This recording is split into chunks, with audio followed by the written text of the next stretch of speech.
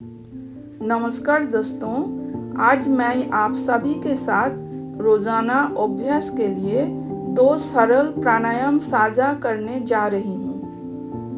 पहले गुरु वंदना करें। गुरुर् ब्रह्मा गुरुर्विष्णु गुरुर्देव महेश्वरा गुरु साक्षात् परब्रह्म तस्मै श्री गुरवे नमः। आइए अब प्राणायाम का अभ्यास शुरू करते हैं। सीधे बैठ जाइए, रीढ़ और कंधों को सीधा रखें। अपना ध्यान श्वास पर केंद्रित करें। अब हम उज्जाई प्राणायाम का अभ्यास करेंगे। अपनी आंखें बंद कर लें और स्वयं में समाहित हो जाएं। शरीर को ढीला छोड़ दें और मन को शांत करें। धीरे धीरे और गहरी सांस अंदर लें, फिर धीरे धीरे और लंबी सांस बाहर छोड़ें। एक बार फिर लंबी सांस अंदर लें और लंबी सांस बाहर छोड़ें। मेरी बातों को पूरे ध्यान से सुनते हुए सांस की गति के साथ बने रहें। हर सांस के साथ स्वयं को अधिक शांत, स्थिर और एकाग्र अनुभव करें।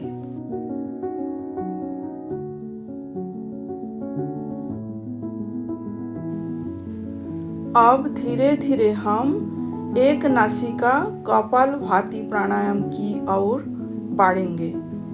अपनी आंखें खोलिए और मुझे देखिए। गहरी श्वास अंदर लें। अब अपने दाएं नासिका को अंगूठे से बंद करें और बाएं नासिका से श्वास को मध्यम गति से बाहर छोड़ें। हर बार श्वास को सक्रिय रूप से बाहर निकालें। श्वास अंदर अपने आप चली जाएगी, उसके लिए अलग से प्रयास ना करें। ध्यान रखें, प्रत्येक श्वास छोड़ते समय पेट अंदर की ओर जाएगा। पेट को संकुचन के साथ श्वास बाहर निकलेगी। ये अभ्यास विशेष रूप से शुरुआती साधकों के लिए उपयुक्त है।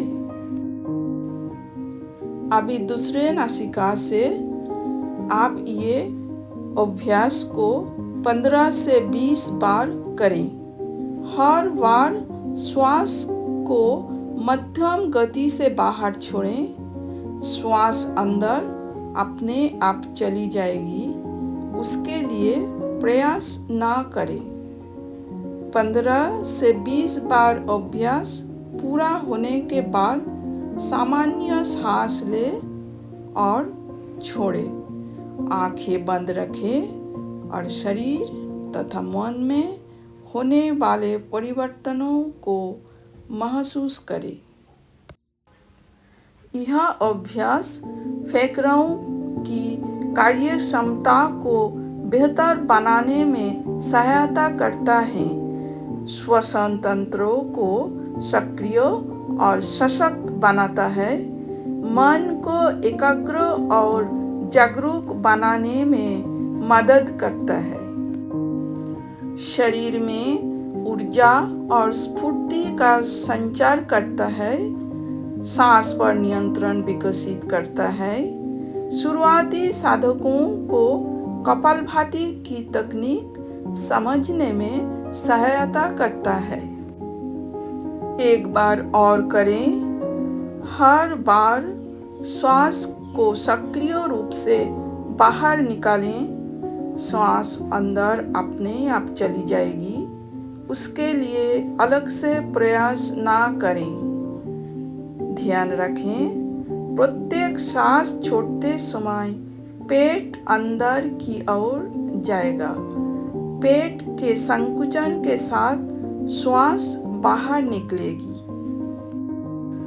और एक बार अभ्यास करें। तनाव और मानसिक अशांति को कम करने में सहायक हो सकता है। यदि आपको उच्च रक्तचाप, हृदय रोग, चक्कर आने की समस्या, हल्की सर्जरी या गर्भावस्था हो तो किसी योग्य योग शिक्षक या चिकित्सक की सलाह लेकर ही अभ्यास करें। फिर और एक बार अभ्यास करें। 15 से 20 बार अभ्यास करें। फिर सामान्य श्वास लेते हुए कुछ क्षण विश्राम करें। एक एक नासिका से कपालभाति करने का लाभ है ये दोनों नासिकाओं की शुद्धि में सहायता मिलती है, श्वास पर नियंत्रण और जागरूकता बढ़ती है, फेफड़ों की क्षमता को विकसित करने में मदद मिलती है, मन अधिक एकाग्र और शांत होता है। अब हम नाड़ी शोधन प्राणायाम करेंगे। दोनों आंखें बंद कर लें और शरीर को स्थिर रखें। धीरे धीरे गहरी सांस अंदर लें। अब अंगूठे से दाएं नासा छिद्रों को बंद करें और बाएं नासा छिद्रों से धीरे धीरे सांस बाहर छोड़ें। फिर उसी बाएं नासा छिद्रों से श्वास अंदर लें पूरा। अब अनामिका से बाएं नासा छिद्रों को बंद करें और दाएं नासा छिद्रों से धीरे धीरे श्वास बाहर छोड़ें। फिर दाएं नासा छिद्रों से ही सांस अंदर लें। अंगूठे से दाएं नासा छिद्रों को बंद करें और बाएं नासा छिद्रों से श्वास बाहर छोड़ें। इसी प्रकार बारी बारी से दोनों नासिकाओं से कुछ समय तक अभ्यास करें।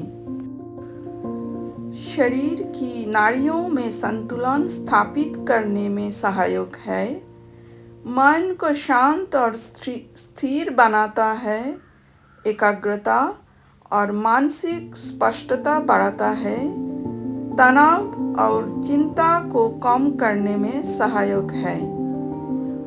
यह प्राणायाम श्वसन तंत्रों को सशक्त बनाता है, शरीर में प्राण ऊर्जा के प्रवाहों को संतुलित करता है, दाएं और बाएं मस्तिष्कीय पक्षों के सामंजस्य में सहायता करता है।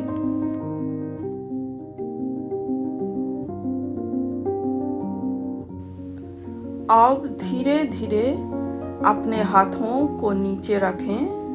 प्राणायाम का अभ्यास पूर्ण करें। दोनों हथेलियों को आपस में रगड़कर गर्म करें। अब अपनी गर्म हथेलियों को धीरे से बंद आंखों पर रखें। अब धीरे धीरे अपने हाथों को नीचे रखें। अभी समापन प्रार्थना। सर्वे भवन्तु सुखिनः, सर्वे सन्तु निरामयाः, सर्वे भद्राणि पश्यन्तु, मा कश्चित् दुःखभाग् भवेत्। ओम शांति शांति शांति। यदि आपको यह योग एवं प्राणायाम सत्र अच्छा लगा हो तो कृपया कमेंट बॉक्स में अवश्य लिखें। सदा सुखी रहे, स्वस्थ रहे और नियमित योग करते रहें।